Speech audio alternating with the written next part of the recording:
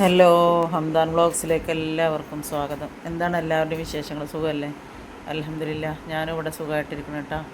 അപ്പോൾ നമ്മൾ വീഡിയോ ഒക്കെ ഒന്ന് ഇടാൻ വേണ്ടി ലേറ്റ് ആയിട്ടുണ്ട്. ഒന്നുമല്ല, എൻ്റെ മോളെ കുട്ടിക്ക് ഹോസ്പിറ്റലിലായിരുന്നു. വയറ്റുന്ന പോക്കും ഛർദിയും. ഞാൻ പറഞ്ഞില്ലേ, 10 ദിവസം അങ്ങോട്ട് കിടന്ന് ഇവിടെ നമ്മളെ വളാഞ്ചേരി അൽമാസിലൊരു 5 ദിവസം കിടന്ന്, അത് കഴിഞ്ഞ് EMSക്ക് കൊണ്ടുപോകാൻ പറഞ്ഞു. പിന്നെ അവിടെ ഒരു 5 ദിവസം കിടന്ന്.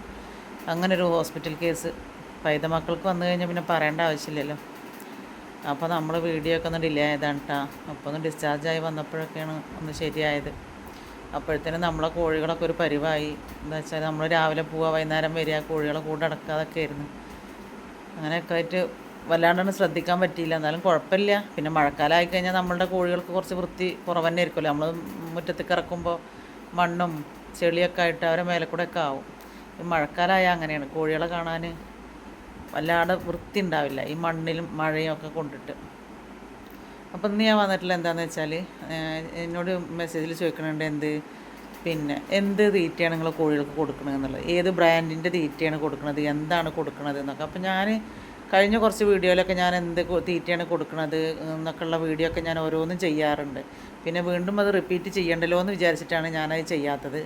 ഞാൻ കോഴികൾക്ക് ചോറ് കൊടുക്കും. ചോറിൽ പിണ്ണാക്ക്, ചോളത്തവിട് അങ്ങനെ എന്തെങ്കിലും കുഴച്ചിട്ട് ഞാൻ കൊടുക്കുക ചെയ്യാം കേട്ടോ. ഞാൻ എല്ലായിടത്തുനിന്നും ചോറൊന്നും മേടിച്ച് കൊടുക്കില്ല.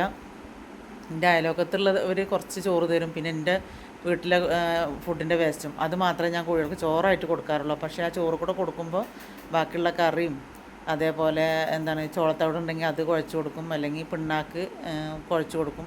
അങ്ങനെയൊക്കെ കൂടി കുഴച്ചിട്ടാണ് കേട്ടോ ഞാൻ ഫുഡ് വേസ്റ്റ് കൊടുക്കൽ. പിന്നെ നമ്മുടെ പച്ചക്കറി കടയിൽ നിന്ന് ചിലപ്പോൾ ഞാൻ കൊണ്ടുവരലുണ്ട്. ഇപ്പോൾ കൊടുത്തിട്ടില്ല, ഇപ്പോൾ കുറച്ചായിട്ട് കൊണ്ടുവരലില്ല. അതേപോലെ പച്ചക്കറി കടയിൽ നിന്ന് വേസ്റ്റ് കിട്ടുമ്പോൾ അത് കൊടുത്തിട്ട് കൊടുക്കും. അതേപോലെ നമ്മുടെ വീട്ടിലത്തെ പച്ചക്കറി വേസ്റ്റ് അതും ഞാൻ കൊടുക്കും കേട്ടോ. അങ്ങനെ എല്ലാ വേസ്റ്റ് ഞാൻ ഒന്നും പുറത്തേക്ക് കളയില്ല എന്നർത്ഥം. ഉള്ളിത്തോലടക്കം ഞാൻ വെള്ളത്തിലിട്ട് കുതിർത്തിയിട്ട് കോഴികൾക്ക് കൊടുക്കും. കുറച്ച് ഉള്ളിത്തോൽ ഉണ്ടെന്നുണ്ടെങ്കിൽ അത് കുറച്ച് വെള്ളത്തിൽ ഒഴിച്ച് കഴിഞ്ഞാൽ അവർക്ക് ഇട്ട് കൊടുത്താൽ നന്നായിട്ട് കഴിക്കും. പിന്നെ 10-11 മണിയാകുന്ന സമയത്ത് ഇപ്പം പിന്നെ പുല്ലിനൊന്നും നമുക്ക് ക്ഷാമമില്ലല്ലോ.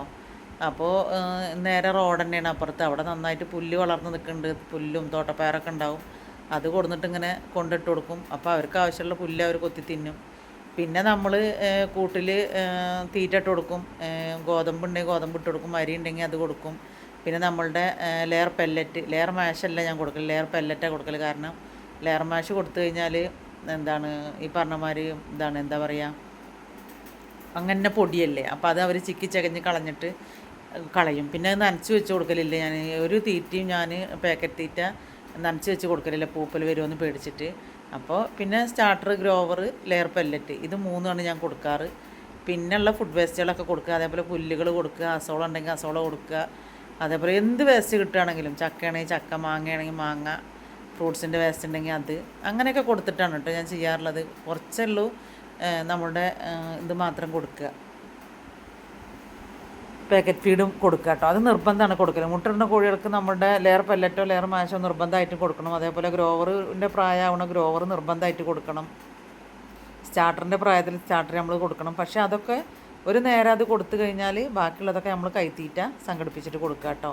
അല്ലാതെ ഒന്നും കോഴി വളർത്തലിനൊന്നും മുതലാവില്ല. അത് ഞാനപ്പോൾ എന്തൊക്കെ ചെയ്യൽ എന്നുള്ളതൊക്കെ ഡീറ്റെയിൽസ് ആയിട്ട് എൻ്റെ ആദ്യത്തെ വീഡിയോയിൽ കണ്ടറിയാൻ പറ്റും കേട്ടോ, ഞാൻ എന്തൊക്കെ ചെയ്യലുണ്ടെന്ന്. പിന്നെ ഇങ്ങനെ ഇട്ട വീഡിയോ തന്നെ ഇടണ്ടല്ലോ എന്ന് വിചാരിച്ചിട്ടാണ്. പിന്നെ കുറേ ആളുകൾ ചോദിച്ചിട്ടുണ്ടായിരുന്നു, നിങ്ങൾ ഏത് തീറ്റയാണ് കൊടുക്കണമെന്നുള്ളത്, ഏത് ബ്രാൻഡിൻ്റെ തീറ്റയാണ് കൊടുക്കണമെന്നുള്ളത്. അപ്പോൾ നമ്മളുടെ ഗോദ്രേജിൻ്റെ തീറ്റ ഉണ്ട്, SKMൻ്റെ തീറ്റ ഉണ്ട്, അതേപോലെ കൃഷി എന്ന് പറഞ്ഞിട്ടൊരു തീറ്റ വരുന്നുണ്ട്. അങ്ങനെ പലതരം ബ്രാൻഡിൻ്റെ തീറ്റകൾ വരുന്നുണ്ട് കേട്ടോ. ചില കോഴികൾക്കൊക്കെ ഓരോ പിടുത്താവും. നമുക്കെന്തായാലും നമ്മൾ അത്തിപ്പറ്റയിൽ ചൂണ്ടയിൽ എന്ന് പറഞ്ഞിട്ട് നമുക്കൊരു ഇതുണ്ട്, ഹോൾസെയിൽ ഷോപ്പുണ്ട്. അപ്പോൾ ഞാൻ ആ ഹോൾസെയിൽ ഷോപ്പിൽ നിന്നാണ് കേട്ടോ ഞാൻ തീറ്റ എടുക്കാറ്. ഞാൻ എപ്പോഴും പറയാറുണ്ടല്ലോ, ഞാൻ തീറ്റ എടുക്കുമ്പോൾ ചാക്കാണ് ഞാൻ എടുക്കാറുള്ളത് എന്ന്. അപ്പോൾ എനിക്ക് ചാക്ക് എടുക്കുമ്പോഴാണ് എപ്പോഴും ലാഭം തോന്നിയിട്ടുള്ളത്. ഇപ്പോൾ സ്റ്റാർട്ടറിന് നമുക്കിപ്പോൾ നല്ല തീറ്റയ്ക്ക് നല്ല വിലയാണ്. സ്റ്റാർട്ടറിന് 55 രൂപ ഉണ്ട്. അപ്പോൾ കുറച്ച് തോന കോഴികളൊക്കെ ഉണ്ടെന്നുള്ളവർക്ക് സ്റ്റാർട്ടർ നമുക്ക് ഇത് വരുമ്പോൾ ചാക്കിന് വരുമ്പോൾ ഇപ്പോൾ നാളെ ഞാൻ അന്വേഷിച്ച് നോക്കുമ്പോൾ 48 രൂപ വരുള്ളൂ ചാക്കുമ്മേ. നേരെ മറിച്ച് നമ്മൾ പുറത്ത് കൊടുക്കുക, പുറത്ത് ലൂസായിട്ട് പഠിക്കുമ്പോൾ അത് 1 കിലോന് 55 രൂപ വരുന്നുണ്ട്. അപ്പോൾ ഈ ഹാച്ചറിയൊക്കെ ഉള്ളവരും അതേപോലെ ഇൻക്യുബേറ്ററിൽ വിരിയിപ്പിച്ചിട്ട് കുട്ടികളൊക്കെ ഉള്ളവർക്കൊക്കെ നമുക്ക് ചാക്കന്നെ എടുക്കൽ നല്ലതിട്ടാണ്. അതേപോലെ ലെയർ പെല്ലറ്റിന് 1000 സംതിങ് ഉണ്ട്, 1700 എത്രയാണ് ഇപ്പോൾ ഒരു ചാക്ക് ഞാൻ എടുത്തത്. ലെയർ പെല്ലറ്റ് അതേപോലെ ഗ്രോവർ ഇപ്പോൾ ഞാനൊരു ചാക്ക് എടുത്തത് 775 രൂപക്കാണ് ഗ്രോവർ ഒരു ചാക്കിച്ചാൽ ആ ഗ്രോവറിൻ്റെ ചാക്ക് 20 കിലോനാണ് വരുന്നത് കേട്ടോ. മറ്റേ ലെയർ പെല്ലറ്റ് 50 കിലോന്, അതേപോലെ സ്റ്റാർട്ടറും 50 കിലോനാണ് വരുന്നത്.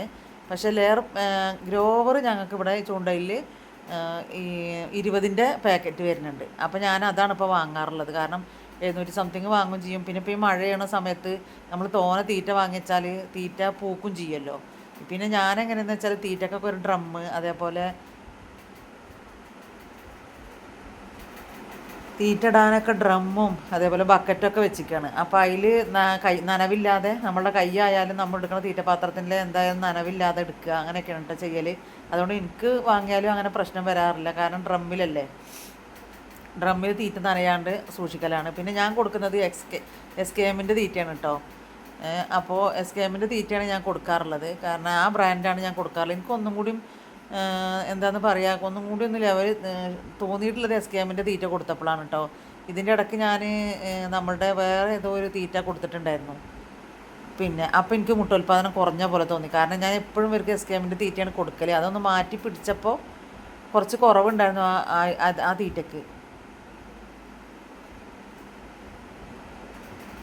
ആ തീറ്റയ്ക്ക് കുറച്ച് കുറവുണ്ടായപ്പോൾ ഞാൻ എന്ത് ചെയ്തു, ഒന്ന് മാറ്റി പിടിച്ച് നോക്കിയതാണ്. പക്ഷേ എനിക്ക് മുട്ടോൽപാദനം കുറയുക ചെയ്തിട്ടോ. കാരണം എസ് കെ എമ്മിനെ തിന്ന് പഠിച്ചിട്ടാണോ എന്തോന്ന് അറിയില്ല. അപ്പോൾ എനിക്ക് കോഴിമുട്ടയിലൊക്കെ ഒരു കുറവ് പോലെ തോന്നി. അപ്പോൾ ഞാൻ വീണ്ടും എസ് കെ എം തന്നെ ആക്കി. എസ് കെ എം കൊടുക്കാൻ തുടങ്ങിയപ്പോൾ കുഴപ്പമില്ല, സെറ്റായി വന്നു. അതേപോലെ തന്നെ മുട്ടോൽപാദനം കൂടുകയും ചെയ്തു. അപ്പോൾ നിങ്ങൾ ഏത് ബ്രാൻഡാണോ കൊടുക്കുന്നത് വെച്ചാൽ അതന്നെ കൊടുത്താൽ മതി. ചിലർക്ക് അങ്ങനെ ഉണ്ടല്ലോ, ഒരു പിടുത്താണ് ഓരോരുത്തർക്ക്. ഇപ്പോൾ ഇത് കുഴച്ച് വെച്ച് കൊടുത്തില്ല, ചോറിൽ പിണ്ണാക്ക് കുഴച്ചിട്ട് ഞാൻ കോഴികൾക്ക് വെച്ച് കൊടുത്തില്ല കേട്ടാ.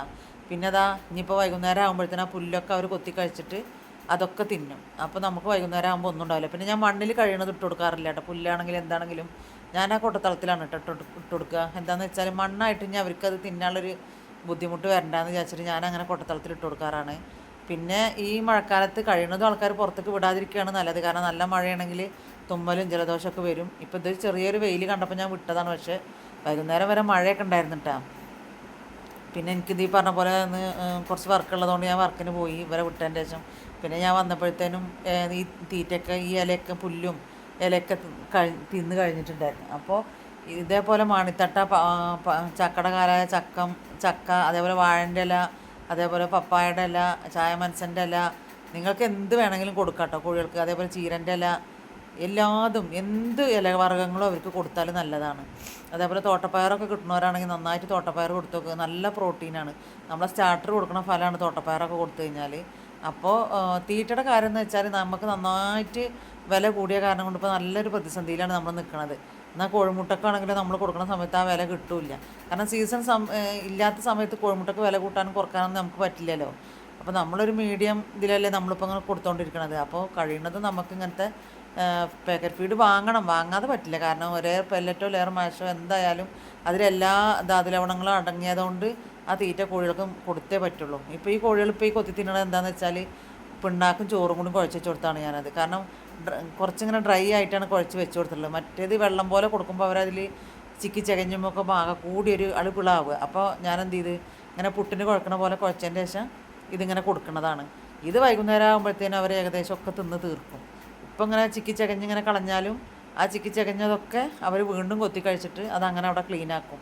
അപ്പോൾ നമുക്ക് ചോറ് കൊടുക്കുമ്പോൾ എന്താ ചെയ്യേണ്ടതെന്ന് വെച്ചാൽ ചോറായിട്ട് കൊടുക്കാതെ ചോറിൽ കൂടെ വല്ല ചോളത്തവിടോ അല്ലെങ്കിൽ പിണ്ണാക്കോ അല്ലെങ്കിൽ അസോള കുഴച്ചിട്ടോ അങ്ങനെയൊക്കെ കൂടി കൊടുക്കുക. അല്ലാതെ നമ്മൾ ലോകത്തുള്ള ഫുള്ള് ചോറ് മാത്രം മേടിച്ച് കൊണ്ടുവരരുത്. നമ്മളോടുള്ള ചോറ് മാത്രം കൊടുക്കുക. അല്ലെങ്കിൽ തൊട്ട അയൽഭാഗത്തു നിന്ന് കൊണ്ടുവരുമ്പോൾ അതും കൂടിയും കൊടുക്കുക.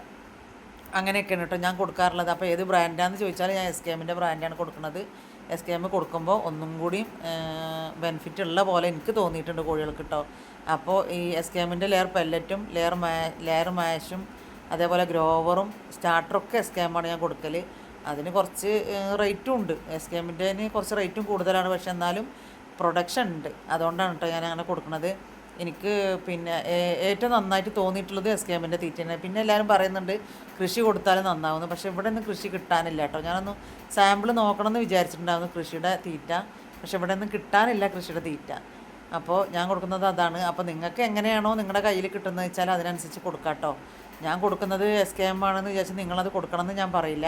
ഓരോരുത്തർക്കും ഓരോരുത്തരുടെ കഴിവിനനുസരിച്ചിട്ട് നമ്മൾ തീറ്റയാണെങ്കിലും വല്ലതും കൊടുക്കുക. അതേപോലെ നമുക്ക് തീറ്റ മാത്രം കൊടുത്താൽ പോരല്ലോ, സപ്ലിമെൻറ്റ്സൊക്കെ കൊടുക്കണ്ടേ.